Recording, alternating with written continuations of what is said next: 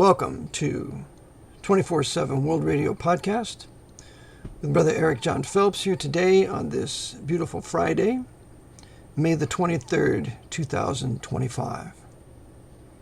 The title of this message today is Free Trade versus Protective Tariffs. And it is the foundational verse for this. One is in the Old Testament and one is in the New Testament. In the Old Testament, we read in Exodus 20 the following verse.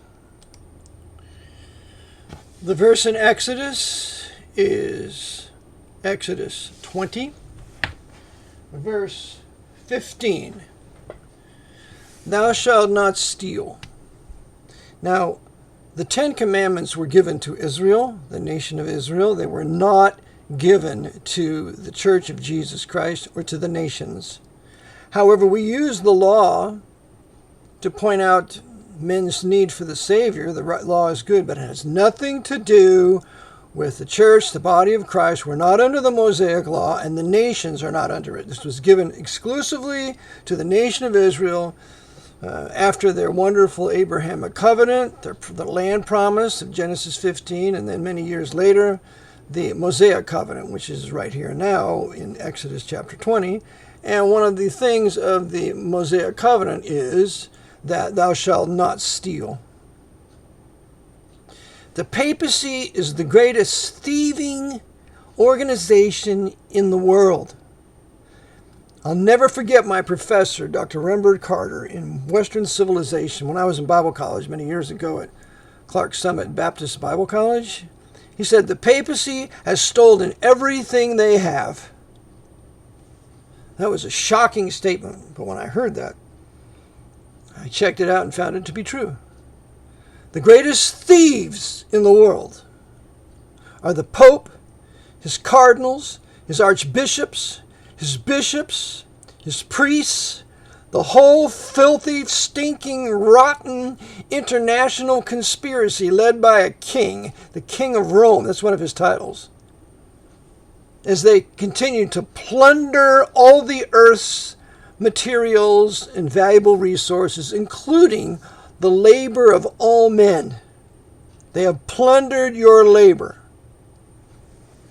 and do not pay you for your labor, for which these rich men are condemned in the book of James, chapter 5. James, chapter 5, verses 1 through 6. Now, James is writing to the 12 tribes of Israel. Remember, James was sent to the nation of Israel. We read in James, chapter 1, verse 1. James, a servant of God and of the Lord Jesus Christ, to the 12 tribes, which are scattered abroad, greeting. So he's writing to the nation of Israel, composed of the 12 tribes in the first century here. They've been saved. There are people out of these 12 tribes that have been saved and have believed on their Messiah. And so he's writing them as believers in Christ. But he was the apostle to the Jews, along with John, and the apostle Paul was the apostle to the Gentiles, as you read in Acts chapter 12, thereabouts. So we read here in Acts 5, verse 1. Go to now, ye rich men, weep and howl for your miseries that shall come upon you. Your riches are corrupted, and your garments are moth-eaten. The greatest, richest men in the world are papal knights. The Knights of Malta, the Knights of the Constantinian Order, the Knights of the Equestrian Order, and other knights. The richest men in the world are Roman Catholic papal knights, not the Rothschilds. They're kindergartners compared to the papal knights, like Aldobrandini, Conti, Colonna, Orsini, Aldobrandini. These are all giga-quadrillionaire papal knights, and they run the world economics. They run the economic forum. They run all that stuff. Everybody up there, like George Soros and Klaus Schwab, they're all just puppets for these super giga quadrillionaire papal knights serving the Pope and the Jesuit order. These are the rich men of today. Your riches are corrupted, and your garments are moth-eaten. Your gold and silver is cankered, and the rust of them shall be a witness against you, and shall eat your flesh as it were fire. Ye have heaped treasure together for the last days. And the last days concerns the 70th week of Daniel, especially the last half. But the 70th week of Daniel, where they're going to have a universal monopoly on buying and selling, on the control of prices and the use of money. It'll all be consolidated down. You better have a number, a name of the beast, the mark of the beast, or the number of his name. One of three things. And if you don't have that, you can't buy or sell. Revelation 13:18, thereabouts. That's what these rich men, these rich papal knights are driving us into. And the Jews that are part of it, they're also papal knights, serving the Pope. So we see. Verse 4, behold, the hire of the laborers, who have reaped down your fields, which is of you kept back by fraud, crieth. And the cries of them which have reaped are entered into the ears of the Lord of Sabaoth. The Lord values the labor of men. Labor is God-given. Labor is a fundamental right, which can be taken from you as a result of debt, or as a result of war, or as a result of an immoral, wicked culture that you may be living in. You'll be conquered by someone that will enslave you financially and put you to pay taxes. That's always what the Old Testament nations did when they conquered another country. They put those people to servitude through heavy taxation. We're going to rob them of their labor by heavy taxation. Exactly what is done in this country today, because everybody's deluded into the belief that the income tax is a direct tax, and it is not. They're deluded into the belief that the direct tax is unavoidable, that the income tax is a direct tax and therefore unavoidable, and it is not. They're deluded into belief that every American is required to file a tax return, and they are not. And they're deluded into believing that they don't have a fundamental right to work as given by God, as protected by Supreme Court decisions, and therefore are, since 1943, volunteering to pay the income excise tax on their wages that they are earning from exercising really, in fact, a fundamental right. But the moment you fill out that W-4, you're in federal privilege, and you owe the excise tax, boy. And the lawyers won't tell you that because they're working for the papacy. You can't be licensed in this country and get a license to practice law unless you shut your mouth about the papacy. And just do what you're told, boy. All these lawyers are stepping fetchits. And they have betrayed us by allowing the horrible, terrible fraud and deception that we owe an income tax on our wages, that we have exercised a fundamental right to work, whatever it might be, so that we can be paid in the money that we agreed to earn in exchange for our labor.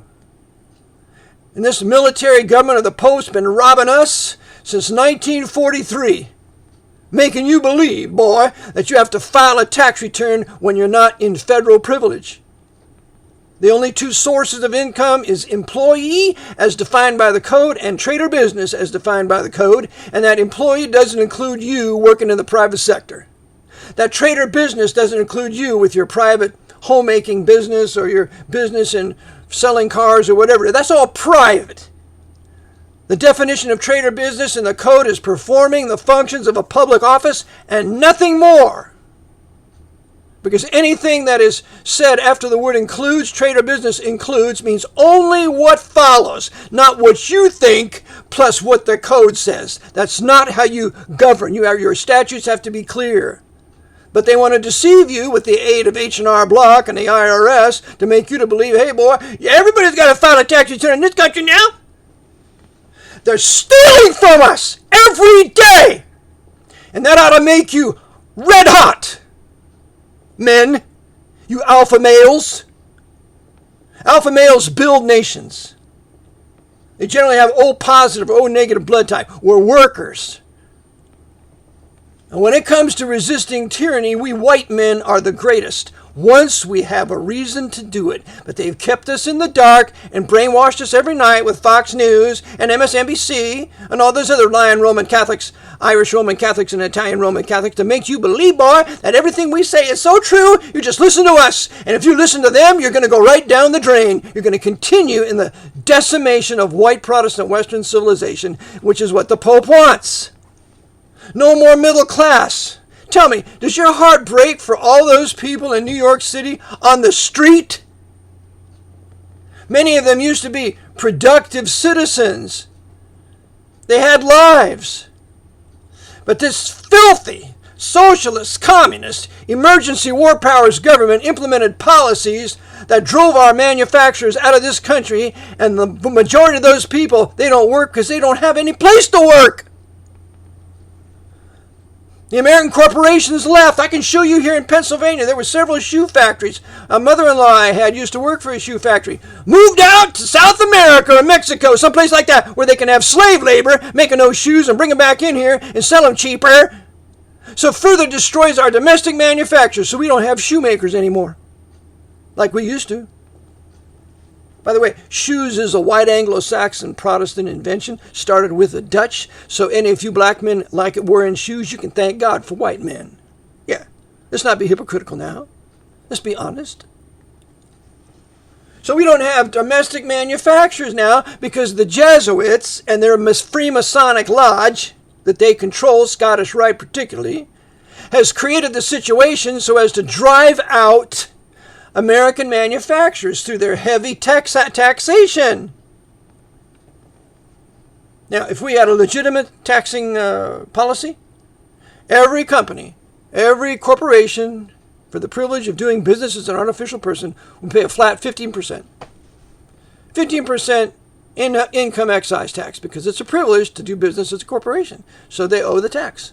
But for every man or every woman with all these sole proprietorships and their mom and pop's business, they don't pay anything. They don't pay an income tax. They're exercising a fundamental right to work.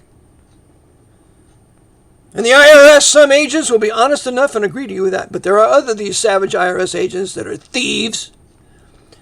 And we don't care if you're exercising your fundamental right. We figured this out. This is our estimation, and you got to pay it now, boy.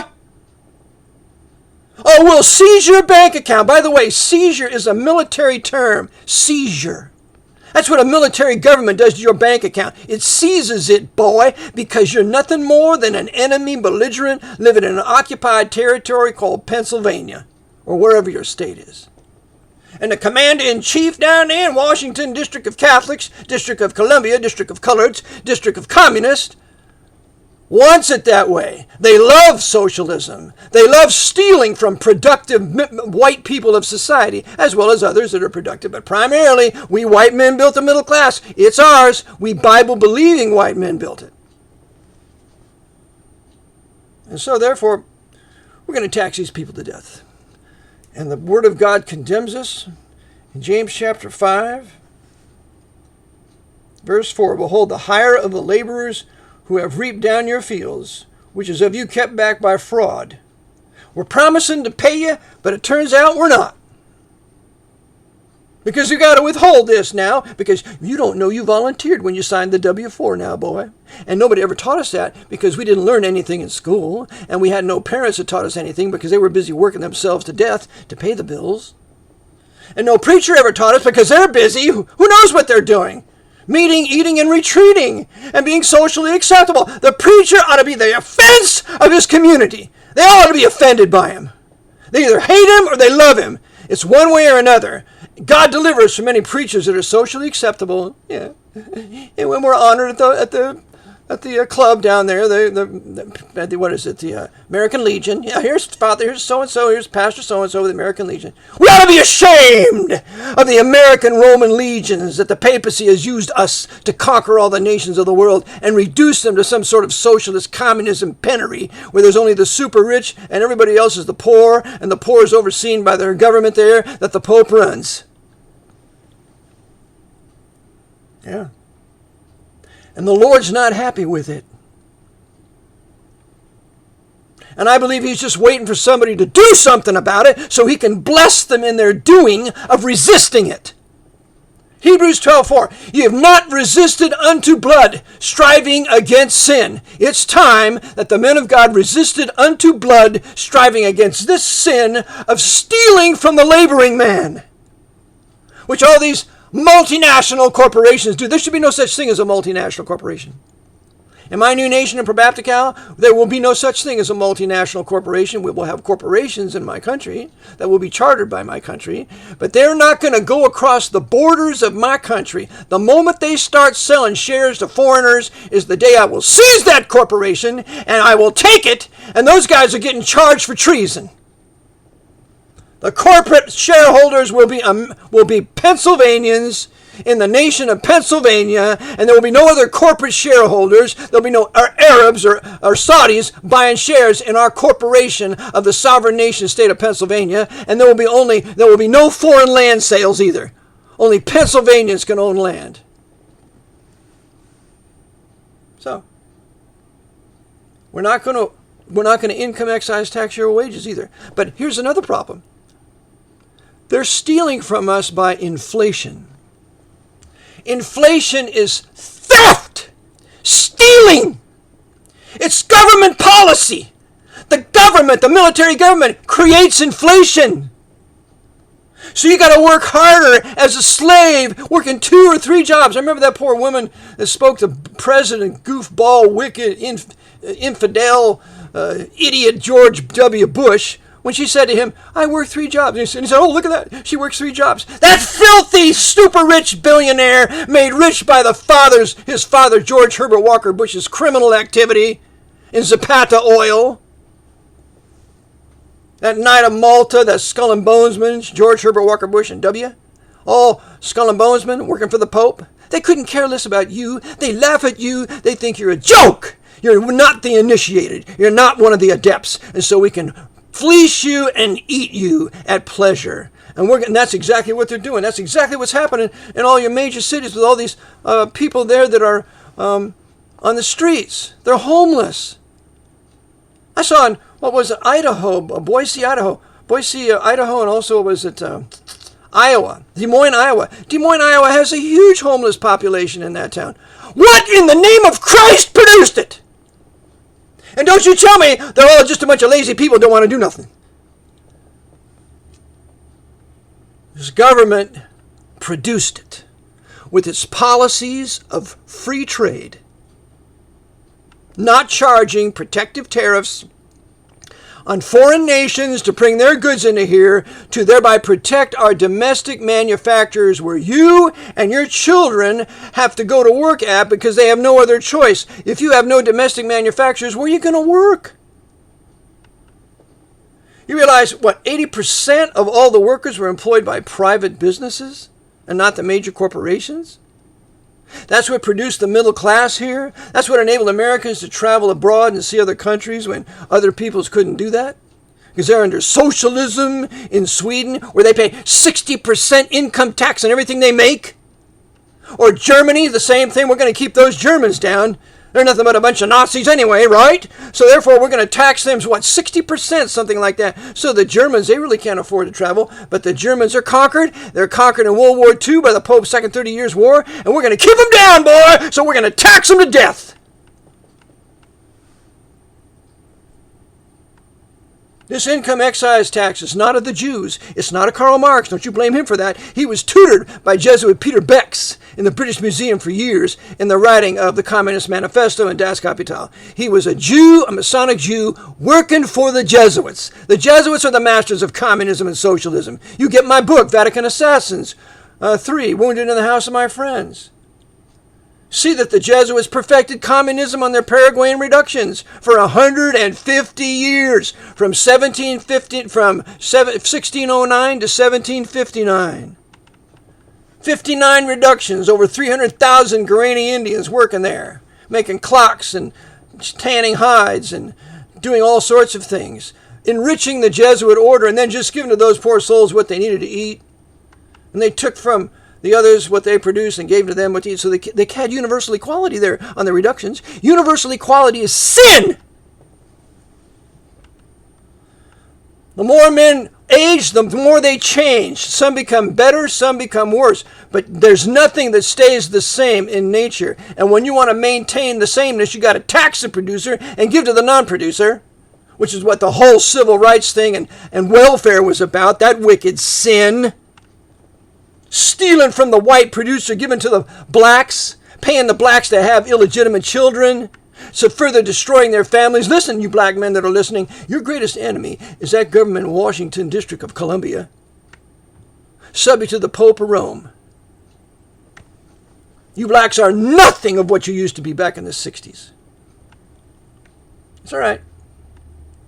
Just listen to me. We have the two verses here that protect a man's right to labor.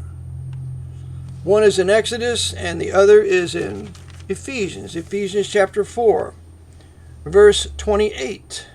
Let him that stole steal no more. The Bible condemns stealing for the church, for the believers in Christ. We're not to steal, nor are we to participate in the theft. Let him that stole steal no more, but rather let him labor. Here's the wonderful sacred right to labor, to work. You only have a certain amount of years to labor. It's a God-given right to labor. And in your labor, you're exchanging your labor for money that ought to never lose its value. So when you go to stop laboring, I hate the word retirement, I'll never retire.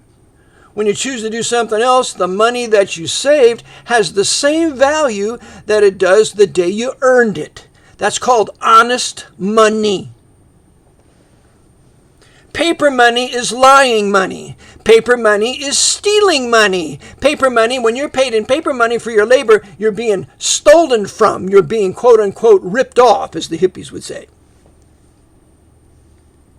But that's all we have now. Thanks to Franklin Delano Roosevelt, who took the gold out of circulation, took all the gold notes out of circulation. Later, that other damnable Lyndon Baines bastard Johnson, both of them Freemasons, took the silver out of circulation. So what? You don't have no gold, you don't have no silver, you don't have any money with intrinsic value, and all you have is to depend on faith to the masters in Washington that, oh, please keep the Federal Reserve notes so that we can use them. When Biden, that Jesuit's producing all these Federal Reserve notes, lowering its purchasing power and making you that much more of a slave, and all you stupid Democrats go along with it, not knowing the basic principles of wealth, finance, and how to build a country. You think the government's supposed to do everything for you. You think the government's supposed to give you money, boy? You think the government's supposed to pay your electric bill? You think it's supposed to pay your heat bill? You think it's supposed to buy you food? You think when you go to the public schools you have a right to breakfast? Now, when I went to Philadelphia, we had this black savage tour guide there, and there was a bunch of little black kids there, and she was big and fat, and she said, "You all have a good breakfast?" I don't care about your breakfast. I came to hear about about Philadelphia and the founding city of my country. I don't care about your black socialism.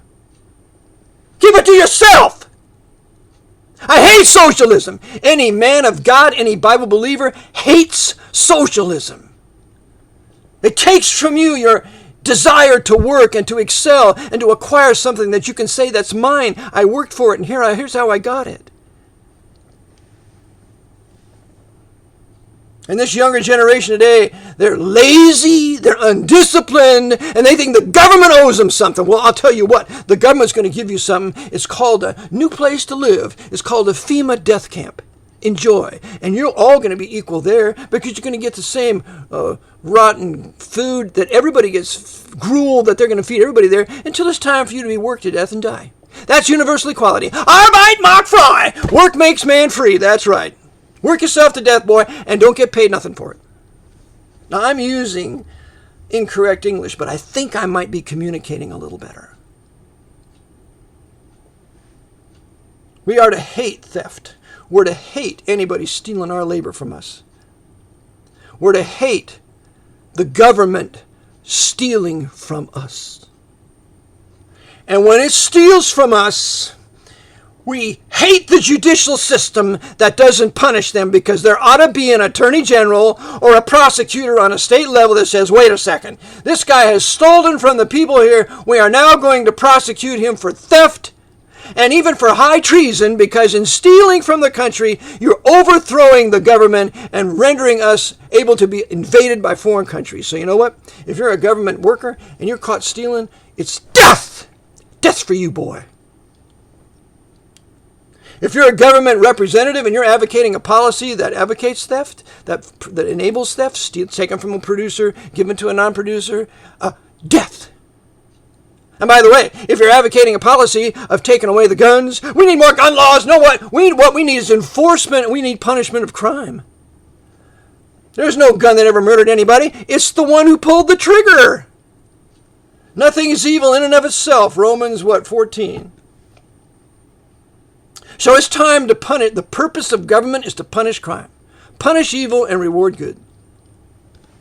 And the purpose of government is to facilitate, in a limited national republic, which we have had since July 28th, 1868, when the government was made national with the 14th Amendment, because citizenship from federal was made national for everybody.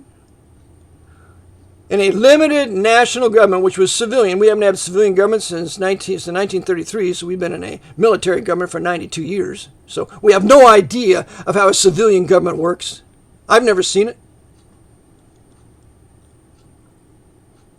So, but I know that in history, because we read history, history says that when you have a limited government and it has limited powers, and limited powers of taxation, limited powers of making war, when you have government that's limited, guess who prospers? The middle class. So the middle class learns patriotism and wants to defend a nation that is governed by such a government. All right? So that's kind of a prelude to the topic here, and that is free trade versus protective tariffs. Free trade. Now, free trade is one of the devil's diabolical doctrines to destroy the national sovereignty of nations. When the papacy was ruling the British Empire all throughout the 1800s, remember, the papacy took over the British Empire no later than 1760 when King George III came to power.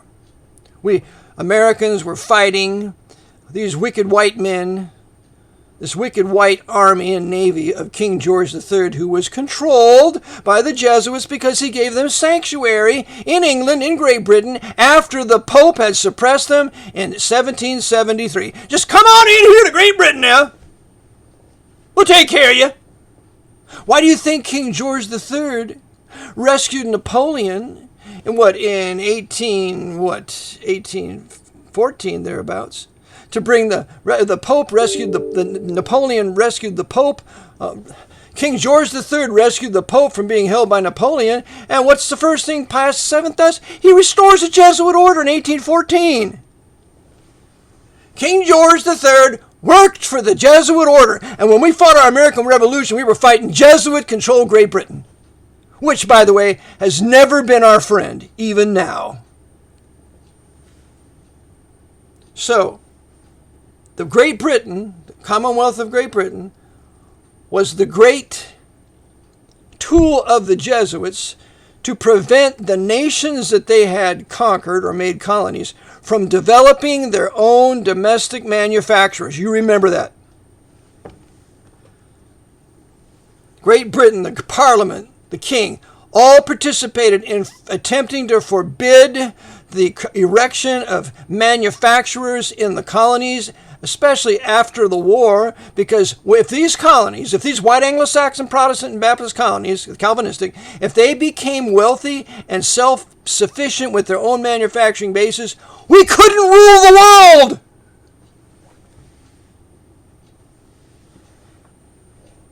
And so, Great Britain did all they could do to prevent our domestic manufacturers from growing. You see how protective tariffs facilitate nationalism, facilitate the building of your country? I don't care about any other country other than America. Let the Russians be concerned about Russia. Let the Germans be concerned about Germany. Let the Singaporeans be concerned about Singapore. I don't care about any of them. I care that my country prospers. And I don't believe in free trade with 33rd degree Freemason Bobo rights advocated. Free trade is nothing more than fair trade is nothing more than free trade with a daisy on top. We believe in protective tariffs. Us white men that want to rule our white nations according to the Bible, we know we have to provide work for our sons and daughters who will be born so they can have a life and be adults and they can have children and they can have places to work and become professionals or workers. In Germany, they have gymnasium for the workers and they have Realschule for the laborers. They have gymnasium for the professionals. That's a good idea. But they're building a country where there is a place for their people to work. But you put free trade on them, and you conquer China, and you have the Jesuits running that place, and you have Jesuit-controlled Stephen Jobs going over there, setting up his Apple production out there. So they have these Chinamen working in these little cubicles with a stove and a toilet, and they're there on a bed working on a computer all day. And guess what? They are making chips and other manufacturing things so they can put out the iPhone or all these other phones for 1/3 or 1/4 of the price that it would cost to be made here. And then they import them here without a tariff? No, boy, if you're going to take your American manufacturing base where you discovered your technology here in America, that's American property. And if you take it overseas and you want to manufacture elsewhere, you're going to pay a protective tariff because you're not overthrowing my domestic manufacturers. You're not doing that. It's life and death. You don't have a place to work, you get to go move under a bridge and be a street person. Or you can be robbed, raped, and pillaged by the savage blacks making their rounds to who they can take from. And that's what's happening in all these places. Nobody else will tell you that, but I'll tell you. So, what we have here is we have a government that's making war on the people. And when you white men wake up, because my broadcasts are primarily for white men. They're my people. I have a right to intervene for them and seek to preserve them. They're my people. I am a member of them. Just like Jesus Christ, his people were Jews. He said to the Syrophoenician woman, it's not good to give the children's bread to pet dogs. I've sent only to the house of the lost sheep of Israel. He says to the Samaritan woman at the well in John chapter 4, we know whom we worship, for salvation is of the Jews. He was a Jew. He had his allegiance to Israel and the racial Hebrew Jewish Israelitish people because he was one of the tribe of Judah. Well, I'm a white man. I have my allegiance to white people, and particularly white Protestants and Baptists who birthed Western civilization after we fought thousands of battles in Europe, fighting with the Catholics run by the Pope and their Catholic armies, and finally God gave us victory, and we could start a new nation here of historic white Anglo-Saxon Protestants, just as South Africa started their new nation back in the 1600s of white Anglo-Saxon Protestants that were French and German and Dutch. And there wasn't a black man anywhere nearby when they established South Africa. So no, we believe in protective tariffs. And by the way, that dirty, filthy Bill Clinton, that Jesuit coadjutor, that Georgetown love of the high Jesuits there who became president, you know what he did? One of the crimes that he committed there? Why, he embargoed South Africa so that it could not trade with us. And that enabled the savage black Jesuit-ruled African National Congress to come to power with Nelson Mandela, who killed 40,000 of his own black people, bring those savages to power so they can sing the chant, kill the Boer, kill the Boer. You know, Bill Clinton made that happen. Knight of Malta, servant of the Pope. You have embargoes.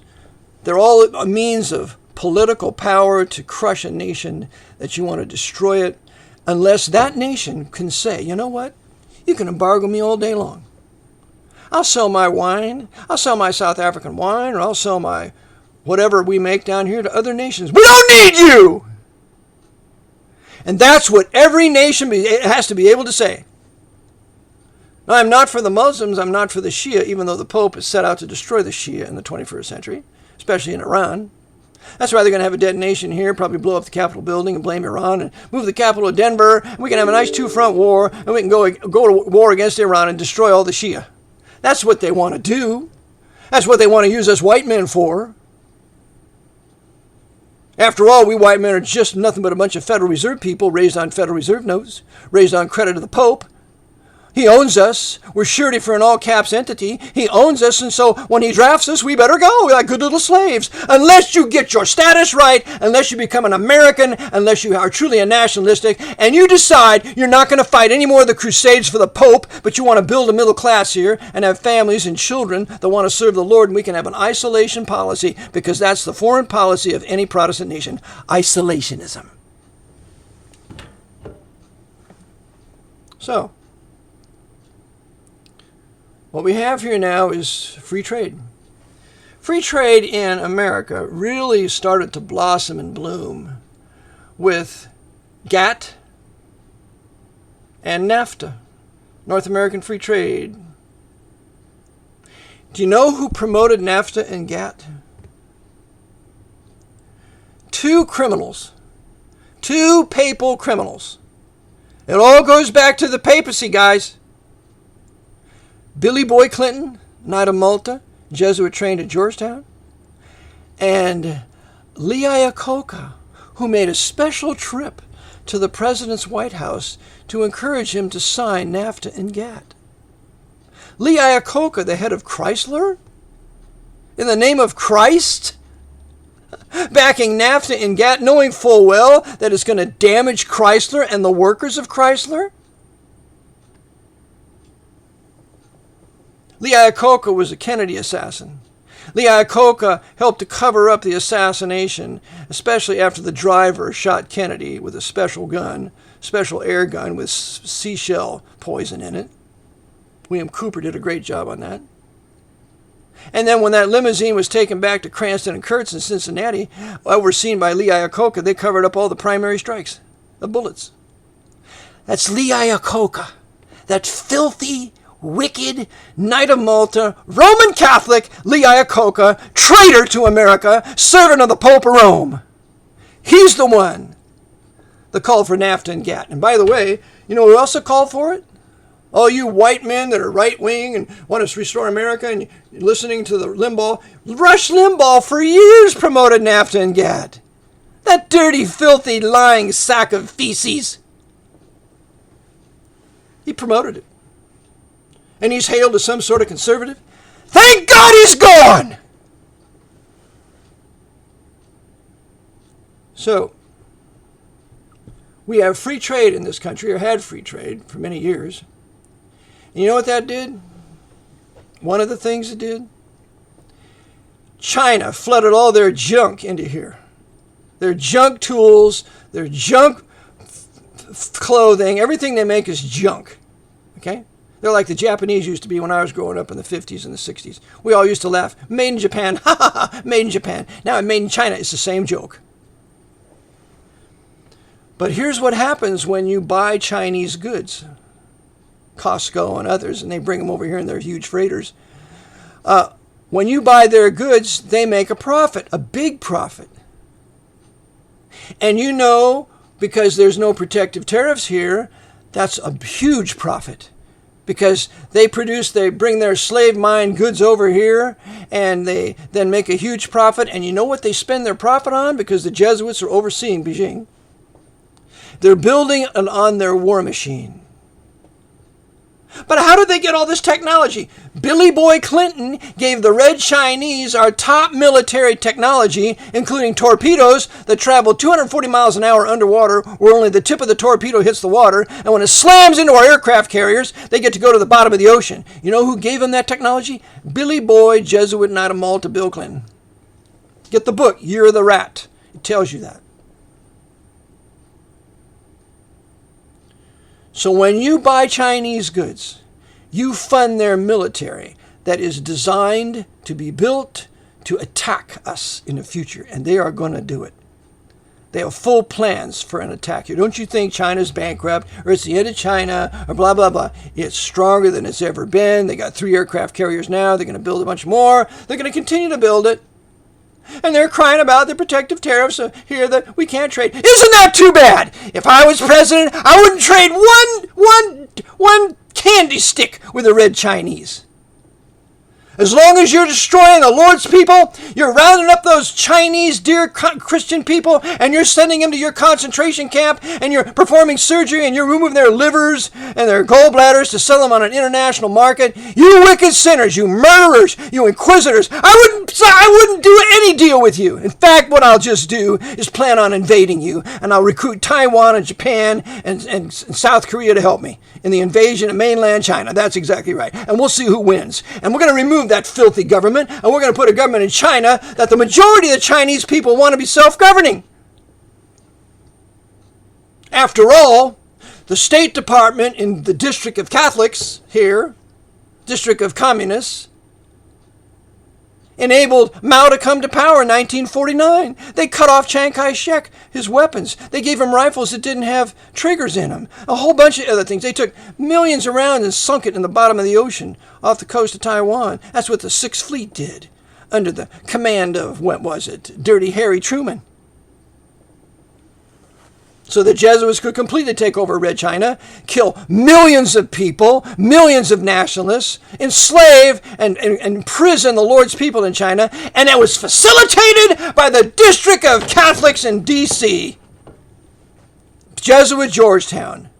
We are responsible for the tyranny in China today, American people, American white men, because we let the papacy and Francis Cardinal Spellman, who was in charge of the government, he was the American Pope, he ran the State Department, and he made sure that happened. Meanwhile, the little faggot, Frankie Spellman, was busy calling out, helping Korea fight the communists, and this goofy anti-communist charge led by Joe McCarthy, what was intended to hijack a real anti-communist movement and to then relegate it to oblivion. That's what Spellman did with Joe McCarthy, Jesuit trained at Wisconsin Jesuit school there in, what was it?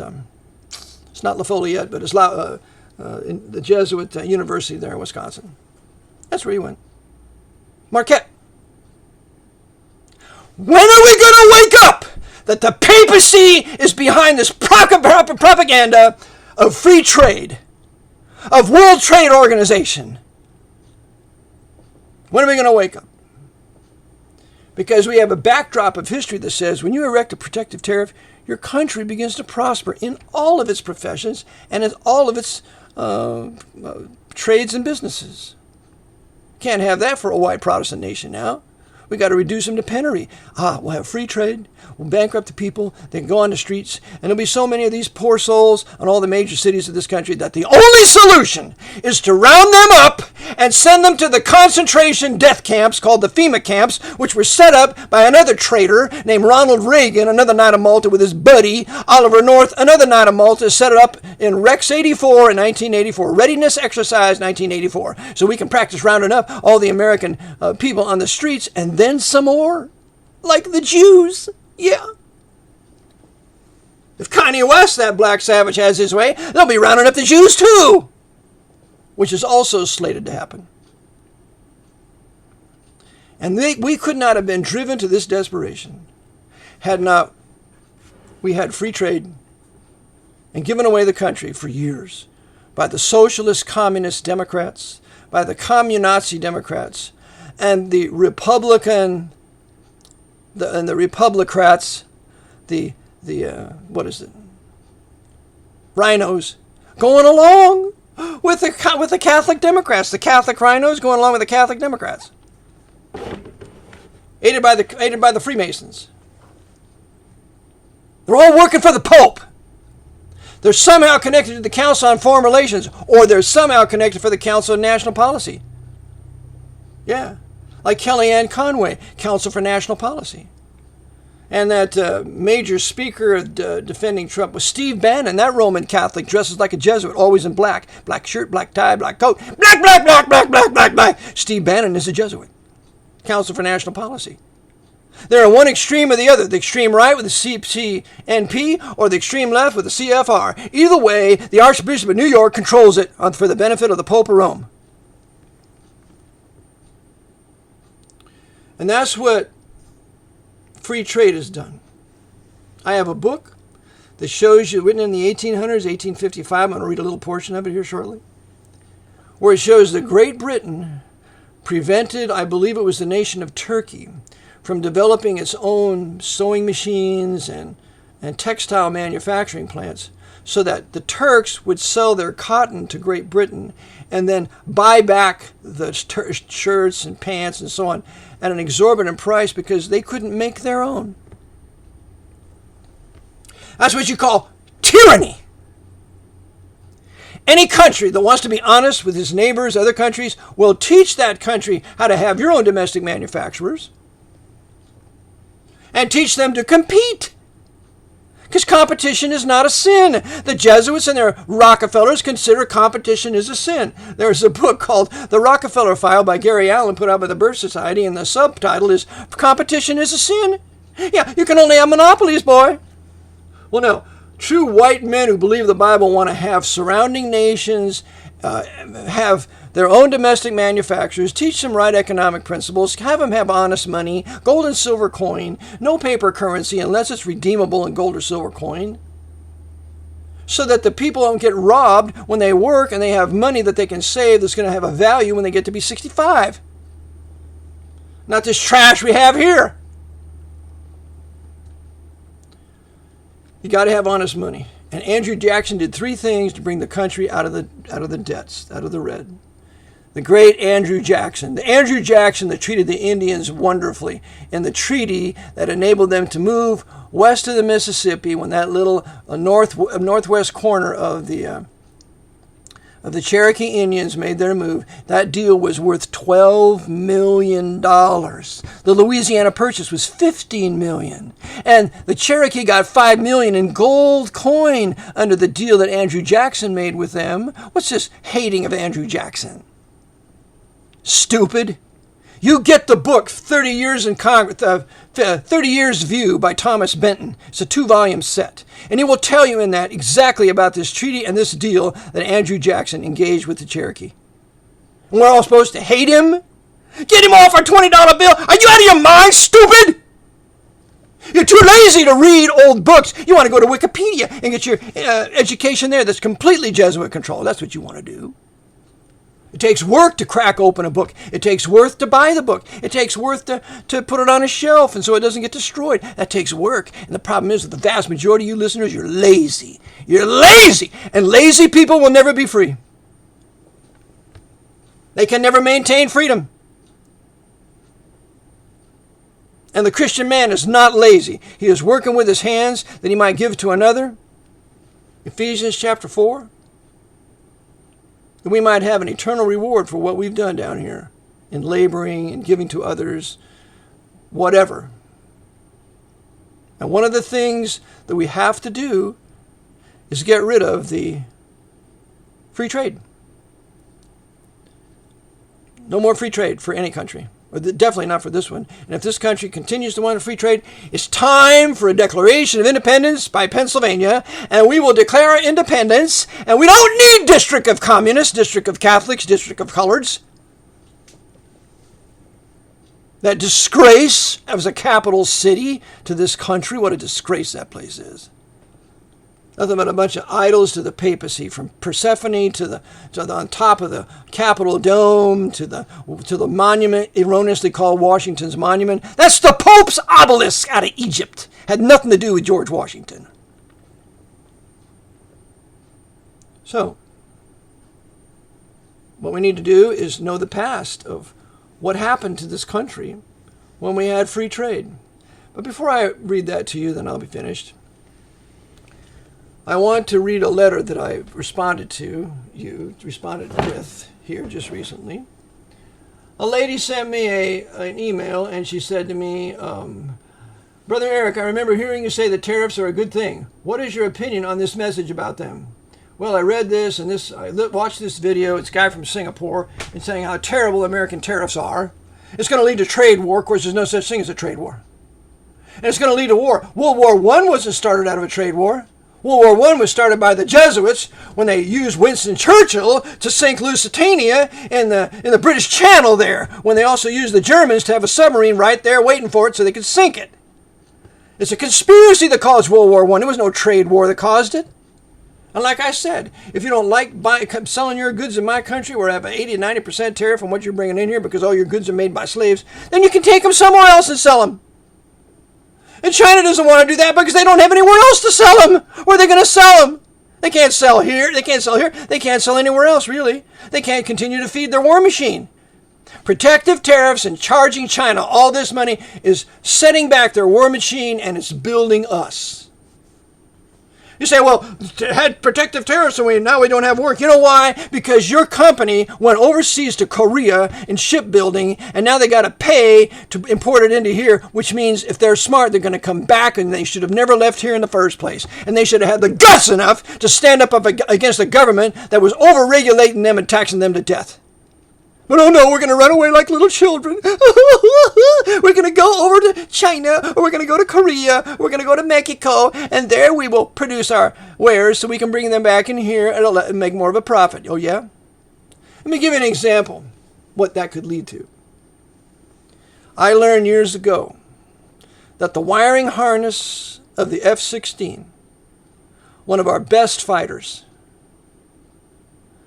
is made in Mexico.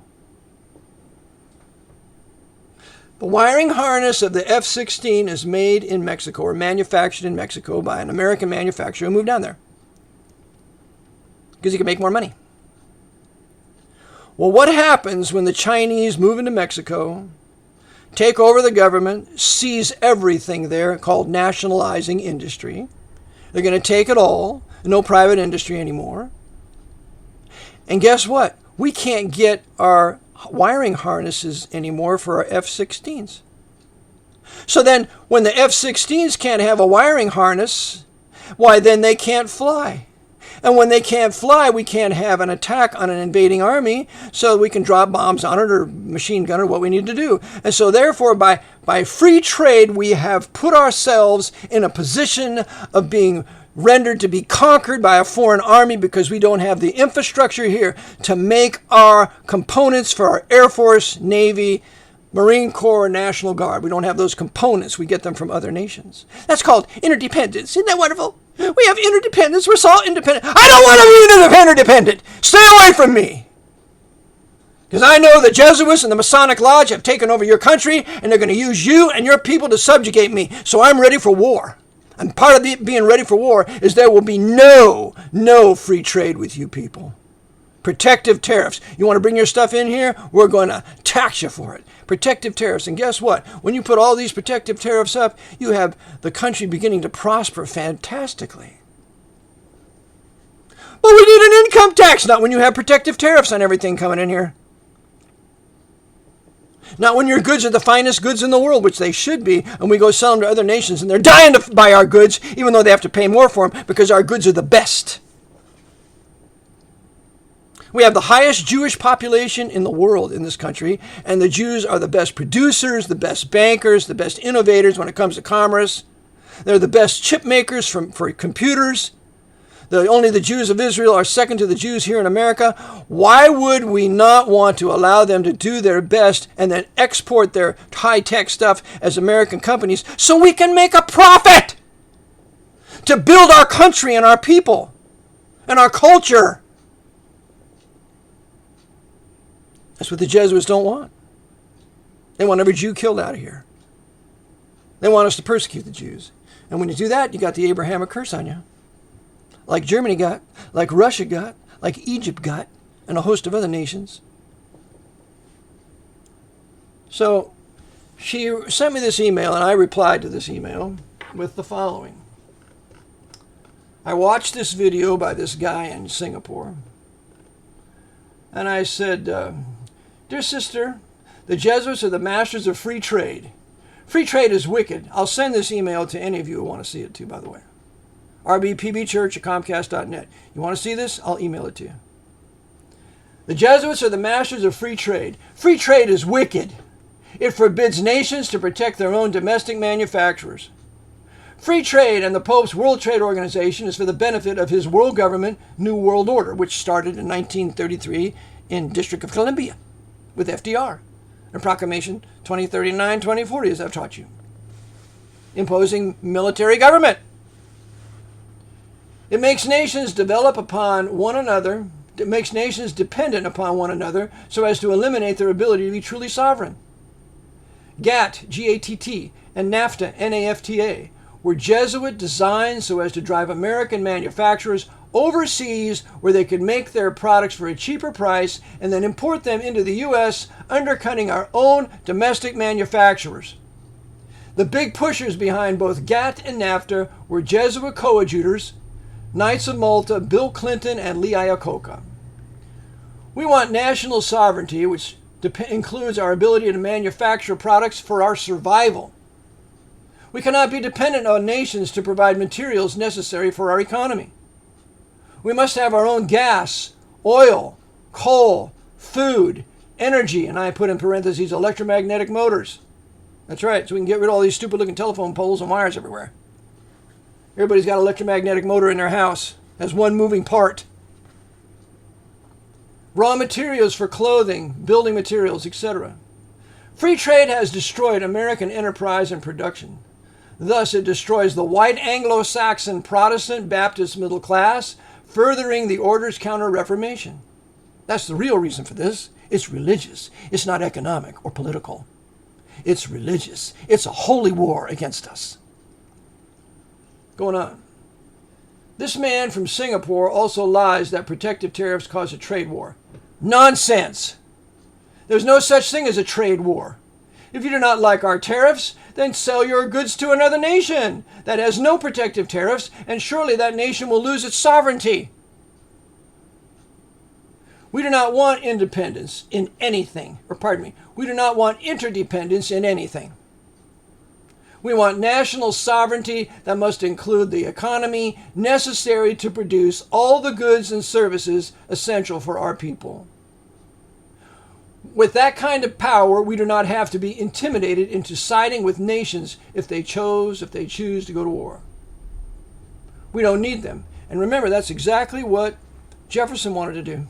Jefferson wanted to side with France against Great Britain, and the great John Adams said, "Ain't no way, Tommy. We're not siding with Great Britain against France, because if we lose, and if Great Britain wins, if we lose on the side of France, Great Britain is now our conqueror, and our success of our revolution is gone." So thank God for John Adams when he said, "We're not going to side with the French against Great Britain." We didn't have to, because we were having our own domestic manufacturers built that time. For example, if we were truly independent and Protestant, we would tell the black communist savages ruling South Africa that if you do not stop killing the white Afrikaners, we will embargo your country. In other words, you're not trading with us. We have an embargo on you. And invade it. We're going to invade Cape Town. We're going to invade South Africa there. And we're going to overthrow your government within 48 hours. How about that? We'll just do a blitzkrieg invasion into South Africa, kill the president of South Africa, get rid of all those African national communists there, and we're going to seek out the Masonic Lodge and the Jesuits running that country, and we're going to execute them too. And then we're going to give the country back to the white people that built it so they can rebuild the country, and the blacks that want to stay there can. Because the blacks went in there in the first place after the country was founded, and they went there because it was the highest standard of living and the best place in all of Africa to live. The blacks weren't going to any Muslim countries because the Muslims hate them. So that's what I'd do. And I go on to say this is exactly what Cromwell did when the French king Louis XIV began to mass murder the Vaudois, Bible-believing Christians in France. They cut their heads off and they played a game of bowls, kind of like when they are playing that game in England where they have these long clubs and they hit the ball. Get what it's called? They called it bowls back then. So here they are hitting these heads of these Huguenots, or these Waldensians, playing games with them. That's what kind of savage French Roman Catholics there were at that time who hated the Protestant, who hated the Vaudois. A lot of them here right now in this country. I can give you names of a few. One's out of Georgetown. He works for the military, designing all these special tools, these special weapons to be used against us when they start the war against us openly. Yeah. Why do you think this military government in D.C. has purchased over 2 billion hollow point rounds that are illegal in war? Because they're going to use them, and they're going to use them on us when the day arrives. Oh, but just keep watching the football game. Just think how wonderful Tom Brady is, or Barry Sanders, or all these guys, or whoever's playing today, and that's all we care about. Your children, you're incapable of citizenship to maintain your liberty. So you just keep voting for your favorite basketball player and your favorite baseball player, and you just go out and make hockey and go do golf, and I'll just have all this, and you're going to lose everything. But you know the stats on these basketball players. Yeah, that's important, isn't it? Well, we go on, and I say, Cromwell told the king the economic trade deal that they were about to sign was canceled. He told the Pope that if he did not stop this massacre in France, that he would dispatch his navy to attack the Vatican. And you can find that in Headley's The Life of Cromwell. J.T. Headley, Life of Cromwell, he tells you about that. He sent his navy to attack the Vatican. Guess what? The Pope stopped it immediately. He stopped the persecution immediately because he was scared to death of Oliver Cromwell. Louis XIV was afraid of him, and Mazarin, his prime minister, was deathly afraid of Cromwell. It said he used to turn pale every time he heard the name Oliver Cromwell. When Oliver Cromwell got a name for the Englishman that made the Englishmen the greatest people in the world. The godly, Bible-believing, born-again, Puritan, Calvinist Oliver Cromwell. That's right. Go on here. Great Britain could do this because it had the greatest navy in the world due to its huge manufacturing base, and it had honest money. It had silver coin. They were called British sovereigns. There was a time when Oliver Cromwell, he was waging war. I think it was in Ireland or someplace like that. And his men came across this huge silver statue in one of the Catholic churches, solid silver. Cromwell said, bring it down from its place and spread it around that it might do some good. In other words, melt it down into silver coins and give it to the people because it had been stolen from them by the papacy in the first place. That's what Cromwell did. I go on. So this man from Singapore cares not for the U.S., for getting all the technology that has been used to build its skyscrapers is American technology and engineering. WASP, White Anglo-Saxon Protestant. Same way with you Muslims. The reason why you have any technology in your Muslim countries is because it's white European or American technology made with freedom of conscience and inventiveness as a result of Bible-reading people of the Protestant Reformation. You Muslims don't produce anything. You don't invent anything, just like the Chinese communists. We do it all, and then you get our technology of how to build it in your country. There's no aircraft factory in Arabia, is there? There's no aircraft factory in Turkey, is there? They're all white Protestant nations who have pioneered the aircraft companies and given us aircraft and air travel. Going on. So shut up, mister, and do what you can do what you can to save America, or your Singapore will be dealing with the Jesuit-ruled Red China that will attack and subjugate all the Far East because America abandoned its rightful tariffs, embraced the Pope's free trade, and lost its ability to make defensive and or protective war. And that's my response. This is how important this is. And these educated people advocating for free trade, they know what they're doing. They want to kill you. They want to ruin your country. They want to have it so you have no place for your children to go to work. They want to have you work as a slave, and then ultimately when you fail because you have worthless money, you're going to end up in the FEMA camps. That's what they want for you. The destruction, the final solution to the Protestant Reformation modern era question. That's what it is. Is that what you want? Well, there's one other thing I want to read to you. I know I'm over an hour here, but I want to read this portion to you from Wayne Lawrence's great work, The Crisis, The Enemies of the America Unmasked. We read from The Crisis, The Enemies of America Unmasked.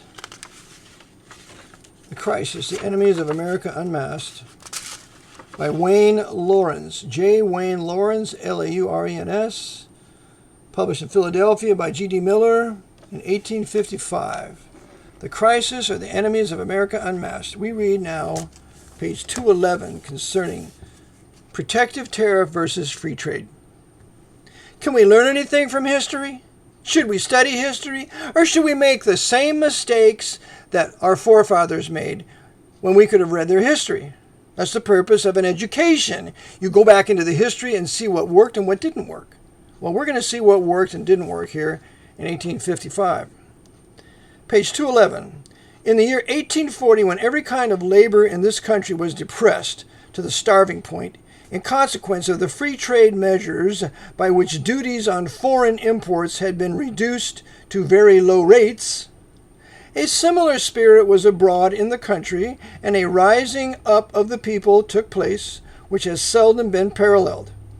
The Free Trade Administration was displaced, and General Harrison was elected, who, by the way, was poisoned.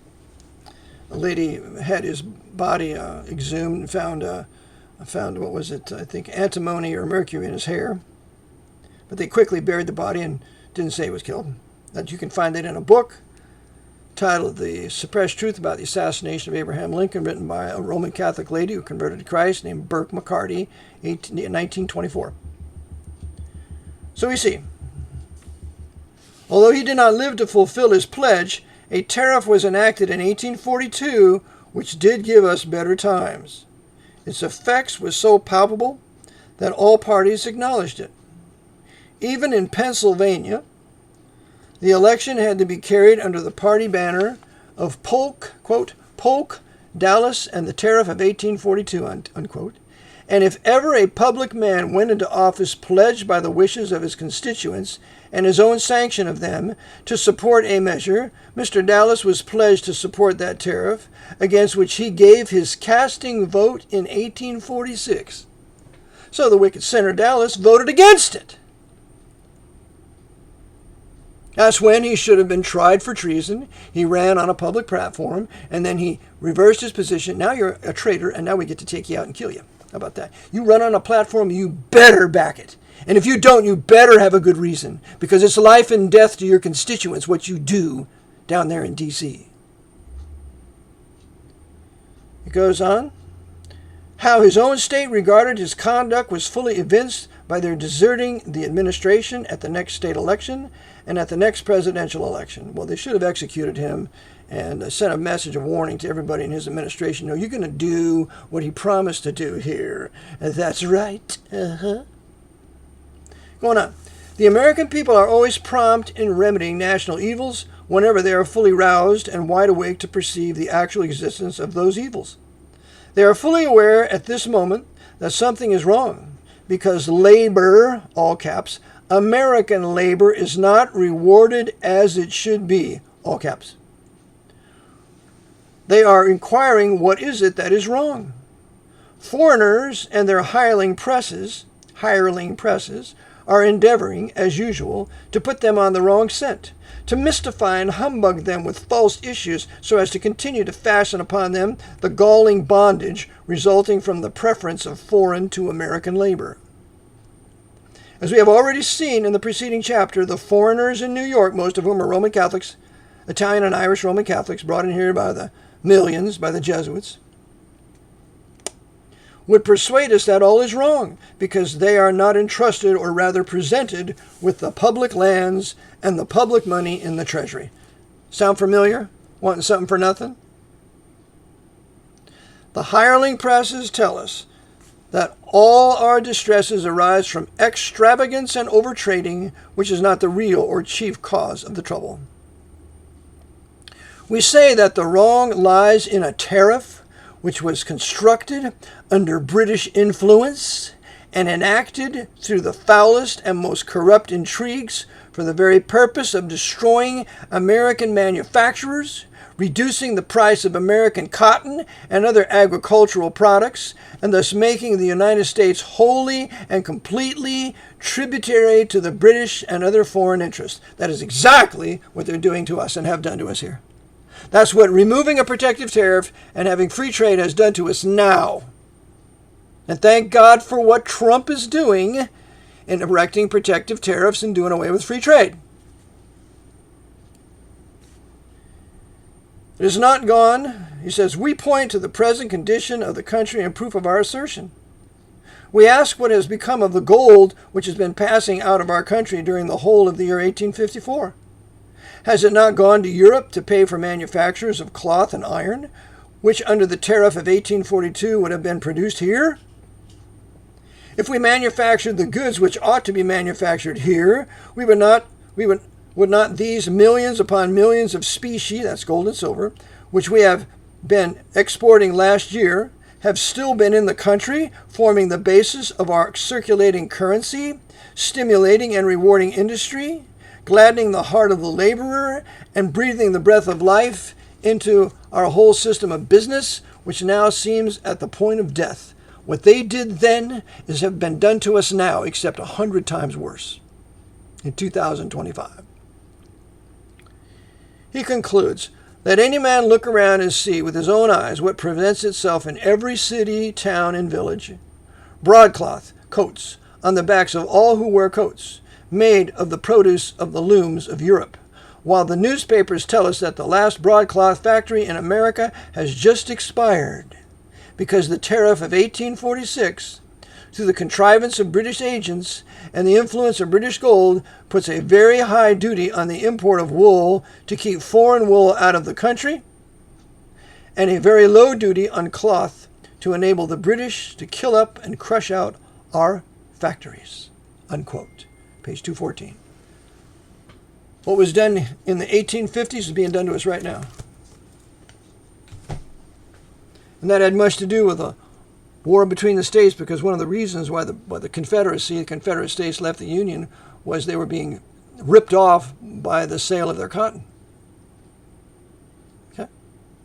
So the Jesuits, what they did then are doing it now, except we don't have any real leaders in the pulpits to denounce this. We don't have any real leaders in academia to denounce it. All their Harvard horrors and Yale horrors are busy promoting free trade and socialism and world government and the World Trade Organization to the destruction of America and our national sovereignty.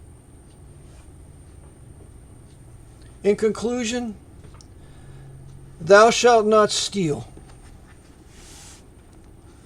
Let him that stole steal no more, but rather let him labor, working with his hands, the thing which is good, that he may have to give to him that needeth. Ephesians 4:28. Brother Eric John Phillips, thank you for listening today. I trust you now know the difference between free trade and protective tariff. I trust that you will make the right decision and back protective tariffs, as if every nationalist of every country should do, to cause your country to be blessed, to grow in its manufacturing base, to grow in its wealth and prosperity, where you have allegiance to your race, language, culture, and people. And for you blacks living in America, you need your own country. As Jefferson said, both races equally free cannot live under the same government. As quoted in Race and Reason by Carlton Putnam, the founder of Delta Airlines in 1961. You need your own country here, black men. So I'll be advocating for you to have your own country here. You can start out with Philadelphia, and no whites can live there. You're going to have your own country because if you're going to prosper, you have to have a common race, a common language, and a common culture. And so if you black men start reading the Bible, the King James Bible, and start serving God, He's going to give you your own country, and you'll prosper. But as long as you're under D.C. and the Roman Catholic Jesuit orders military government here, you're going to continue to be destroyed along with us white men. And unless we do something about it, unless we truly repent towards God and have faith in Christ by believing the gospel, we're going to deserve it. May we not deserve it. May we truly repent and believe Christ died for our sins according to the Scriptures, was buried and rose again. And God give us the power and ability and the blessing to implement protective tariffs in our country. And if that won't be done and continued, then we'll declare our independence in Pennsylvania and erect our own protective tariffs and have honest money and not a national bank. We'll have competing banks. And we do those three things. If we read the Bible in addition to that, we will have prosperity, so that we might use it to give to others that have need, to get the gospel to the ends of the earth, to help the poor that may be living in our country, as we should. So until next time, this is Brother Eric John Phelps, May 23rd, 2025, with the title of The Protective Tariff versus Free Trade. Until next time, Lord bless. Maranatha.